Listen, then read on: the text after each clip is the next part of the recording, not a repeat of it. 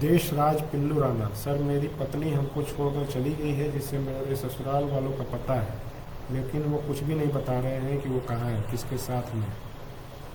अगर आपने इस मामले में कोई केस कराया है कहीं पे, आपका कौन सा जगह है, किस जगह पे आप रहते हैं, आप अपनी पत्नी के साथ कहाँ पे रहते थे, इस बारे में अगर डिटेल में बताएंगे, या अगर केस किया है किसी थाने में, उसके केस की डिटेल बताएंगे, तो हम लोग उस पर आगे कार्रवाई कर पाएंगे।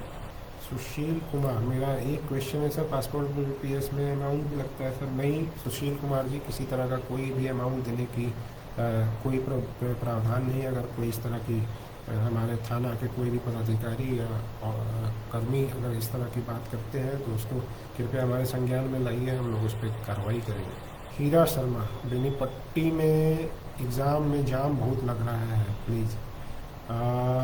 ये ज़रूर है कि चूँकि अभी बड़ी संख्या में लोग एग्ज़ाम देने के लिए आ रहे हैं, और साथ साथ में गार्जियन भी आ रहे हैं, ज़्यादातर लोग गाड़ियों से आ रहे हैं, तो उसके कारण से भीड़ थोड़ी बड़ी है। हम लोग एक्स्ट्रा डेपुटेशन किए हुए हैं थाना के में पुलिस फोर्स को, ताकि सुचारू रूप से ट्रैफिक चले, उसको इंश्योर कराया जाए। और भी आवश्यकता होगी तो हम लोग एक्स्ट्रा फोर्स को डिप्लॉय करेंगे, ताकि ये जो जाम की समस्या है इसमें कमी लाई जा सके। आप लोगों से भी अनुरोध होगा कि जो आप लोग गाड़ी अपनी पार्क करते हैं वो साइड में करें। रास्ते में करने से जाम की समस्या उत्पन्न हो जाती है, क्योंकि सड़क जो है पतली हो जाती है,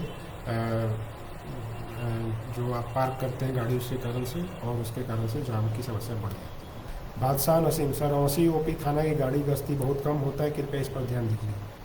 नसीम जी, मैं हर थाना के जो पेट्रोलिंग गाड़ी है उसमें जीपीएस लगाया गया है। उस जीपीएस को हम लोग चेक करेंगे, और आपका जो आरोप है, आपका जो कंप्लेन है कि थाना के द्वारा गश्ती कम की जा रही है, तो हम लोग इसको सुधार भी करवाएंगे, और क्यों कम हुई है उसके बारे में हम लोग कारण परीक्षा करेंगे संबंधित पदाधिकारी से। Rafi brothers, sir Bisfi block में बहुत ज़्यादा भ्रष्टाचार बढ़ गया है, जिस पे रोक लगाने की आवश्यकता है। बहुत मेहरबानी होगी वहाँ कोई काम करवाना जो तो बिना पैसे के काम नहीं होता है। आप अपने आदमी को अनजान आदमी भेजकर इस पर देख सकते हैं। बिस्फी ब्लॉक में अगर कोई रफ़ी जी, ये जो है जनरल कंप्लेंट है, अगर आप कोई स्पेसिफिक चीज़ बता सकते हैं कि फलना ऑफिसर ने आपके साथ कुछ पैसे मांगे हैं या कोई अन्य चीज़ मांग की है काम के बदले, तो उसके बारे में बताएंगे, तो हम लोग उस पर ज़रूर कार्रवाई करेंगे अकॉर्डिंगली, जो भी संबंधित पदाधिकारी होंगे। धीरज यादव, सर मेरा फ़ोन खो गया है और हम एप्लीकेशन भी दिए थे हरलाखी थाना में, बहुत दिन हो गया, लेकिन मुझे अभी तक कोई अपडेट नहीं मिला।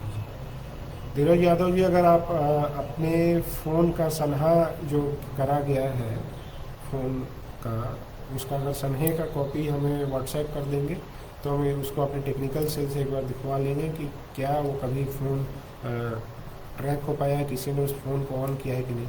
हम लोग लगातार, जैसा आप लोगों को पता है कि ऑपरेशन मुस्कान के तहत जो खोए हुए मोबाइल है उसको बरामद करके, और जो उसके एक्चुअल धारक है उसको हम लोग लौटा रहे हैं। लेकिन इसमें एक बात यही होती है कि जो फ़ोन खोया है या चोरी हुआ है, वो फ़ोन अगर ऑन होता है तभी हम उसको ट्रैक कर पाते हैं। तो आप एक बार अपना सनहा जो है उसको हमारे साथ शेयर कर दें, व्हाट्सएप के माध्यम से आप शेयर कर सकते हैं, तो मैं इसको दिखवा लूँगा। अगर ये ऑन हुआ होगा तो हम लोग इसको ट्रैक करके और आपको वापस लौटाएंगे। प्रियांशु कुमार ठाकुर, सर आप कोचिंग लिए थे क्या? प्रियांशु जी, ये यूपीएससी वाला जो चीज़ है, तैयारी करना और कैसे क्या किया जाता है, बहुत लंबा टॉपिक है। अगर आप लोग कभी डिमांड करेंगे को चाहेंगे तो मैं अलग से इसके बारे में एक बार छोटा सा फेसबुक लाइव करके आपको बता दूंगा। लेकिन अभी चूँकि केवल मैं कंप्लेन के बारे में जानना चाहता हूँ, बहुत लंबा टॉपिक है, इसमें समय लगता है बताने में।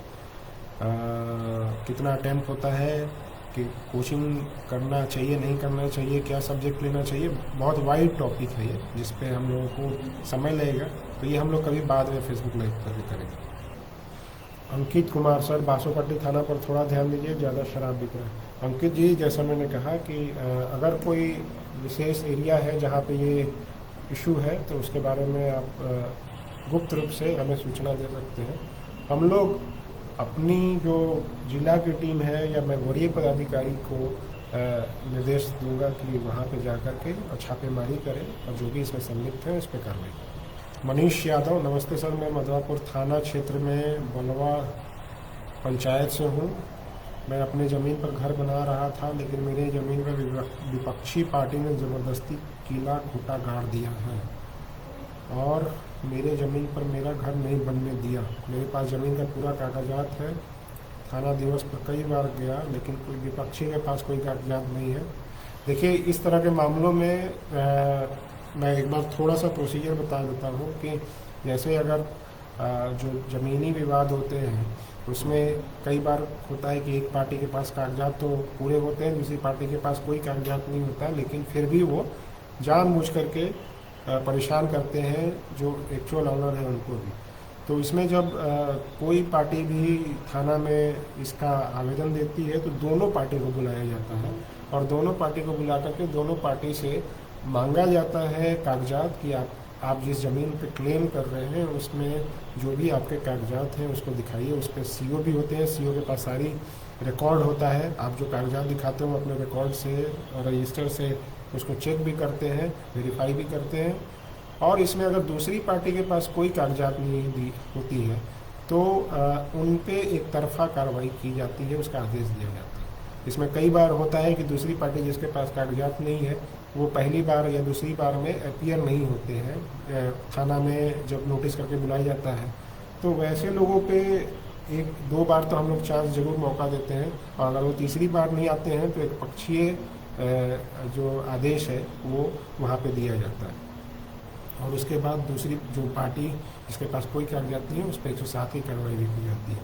तो ये हम लोग अब आपके केस में मनीष जी, आपके केस में इस तरह का कार्रवाई किया गया कि नहीं, इसके बारे में अगर बताएंगे तो मैं इसको चेक करवा लूँगा। धीरज यादव, सर आपका नंबर कैसे मिलेगा? प्लीज़ आप मेरा फ़ोन खोज देने की कृपया कीजिए, इसके लिए आपको आभारी रहूँगा।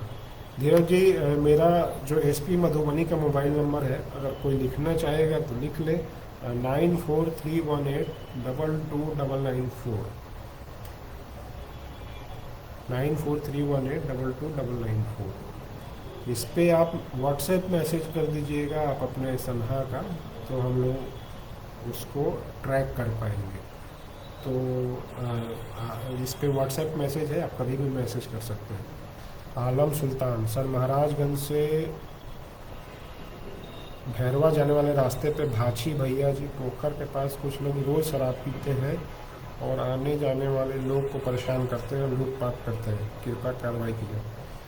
ठीक है आलम सुल्तान जी, ये वाली चीज़ जो है हम लोगों ने नोट कर लिया है और इस पे इंश्योर कराएंगे कि वहाँ पे जो भी ऐसे इस तरह के असामाजिक तत्व हैं उन पर उचित कार्रवाई की जाए। कुंदन शर्मा, सर झंझारपुर में विवादित ज़मीन में मेरा कब्जा में था तो उस रास्ता के यूज करते थे पर उस पर उसने कब्जा कर लिया, तत्काल रास्ता नहीं दे रहा है। पीछे मकान था, टाइटल सूट केस चल रहा है। संजय, टाइटल सूट के केस, जैसा कि मैंने पहले भी बताया कि टाइटल सूट केस जो है कोर्ट में चलता है और कोर्ट का जब तक कोई स्पेसिफिक निर्देश नहीं आ जाता है उसमें थाना के द्वारा किसी तरह का हस्तक्षेप करना उचित नहीं होता। तो अब टाइटल सूट का कोई या तो आदेश आ जाए या जिसके पास पहले से कब्जा में है उसी के कब्जा में रहेगा और जब तक कि कोई अन्यथा आदेश ना आ जाए। तो आपका जो केस है, आपका जो पर्टिकुलर कंप्लेन है, ये यहाँ से क्लियर नहीं हो रहा है कि किसके कब्जा में था और अभी किसके कब्जे में है। Shiv Shankar Suman, Jain sir, myself havildar Shiv Shankar Ram, serving in Assam Rifles, presently posted at Meghalaya and permanent resident of Madhubani. Sir I applied for gun licences 2 months ago from मेघाना। शिव शंकर जी, गन लाइसेंस का जब आपने अप्लाई किया है तो उस पर उसका वेरिफिकेशन होगा, उसके बाद वो वेरिफिकेशन का जो रिप्लाई है और जो डॉक्यूमेंट्स है वो वापस जहाँ से हमें भेजना है वो भेज दिया जाएगा। अगर आप कोई रेफरेंस नंबर देंगे तो हम उसको चेक करवा लेंगे कि अभी किस स्टेज पे वो वेरिफिकेशन है। मोहम्मद नासिर सर, भगवानपुर चौक स्थित एक किराना दुकान, 2 गोदाम समेत कुल 6 दुकान और सामान से भरे आग लगा दिया गया था। मोहम्मद नासिर, मुझे लगता है कि आप मेरे से आके मिल भी चुके हैं और मैंने उसमें खुद ही जांच किया था उस केस में। तो उस जांच के बाद मैंने कुछ इंस्ट्रक्शंस आईओ को दिए हैं और भी फर्दर जांच करने के लिए। जैसे वो मुझे रिपोर्ट मिल जाती है उसके बाद हम लोग आगे की कार्रवाई करेंगे। रमन मंडल सर, जयनगर थाना कांड संख्या 181/23 में नाबालिग लड़की अपहरण का मामला है। आज तक लड़की को कोर्ट में पेश नहीं किया गया। रमन जी, इसमें लड़की अगर बरामद हो गई है तो निश्चित तौर पे लड़की को कोर्ट में पेश करना है। खास करके जब वो नाबालिग लड़की है तो उसको निश्चित तौर पे कोर्ट में उसका पेशी करके उसका बयान कराना है, मेडिकल कराना है। मैंने ये केस नंबर नोट कर लिया है और मैं अभी तक मुझे जहाँ तक उम्मीद है कि इसमें ये सारा काम करा दिया गया होगा। अगर नहीं कराया गया होगा तो हम लोग इसको तुरंत इंश्योर कराएंगे और इसमें जिसने भी लापरवाही बरती है ऑफिसर ने, उस पर हम लोग कार्रवाई नहीं करेंगे। क्योंकि ये सारी जो अपहरण से रिलेटेड जो केसेज होते हैं हम लोग इसको हाईएस्ट प्रायोरिटी पर लेते हैं। इसमें जितनी त्वरित कार्रवाई की जा सके उसके लिए हम लोग निर्देशित करते हैं सभी पदाधिकारियों को। तो अगर किसी पदाधिकारी ने इसमें किसी तरह की लापरवाही बरती है तो उन पर कार्रवाई की जाएगी। ऋषिकेश राज जी, जीपी के सप्लायर थे, आपका पेमेंट 5 लाख समथिंग मेरा पैसा ब्लॉक हो गया। किस कारण से हुआ है, आपने क्या सप्लाई किया था, इसके बारे में आकर के मिल करके डॉक्यूमेंट के साथ मुझे बता दीजिए। अगर उसमें किसी अगर टेक्निकल इशू से प्रॉब्लम है जो पेमेंट नहीं किया गया तो उसको हम लोग देख के और जो भी निराकरण होगा उसको करेंगे और पेमेंट करने लायक होगा तो करेंगे। तो कृपया करके आप एक बार हमसे आकर मिल लीजिए पूरे डॉक्यूमेंट में सर। विजय कुमार सर जी, घर बना हुआ है बट गेट नहीं लगाने देता है, कुछ नहीं हुआ है सर जी अभी तक। केस नंबर 28/23 सर जी, अभी तक इस व्यक्ति को कुछ सजा नहीं दिया गया।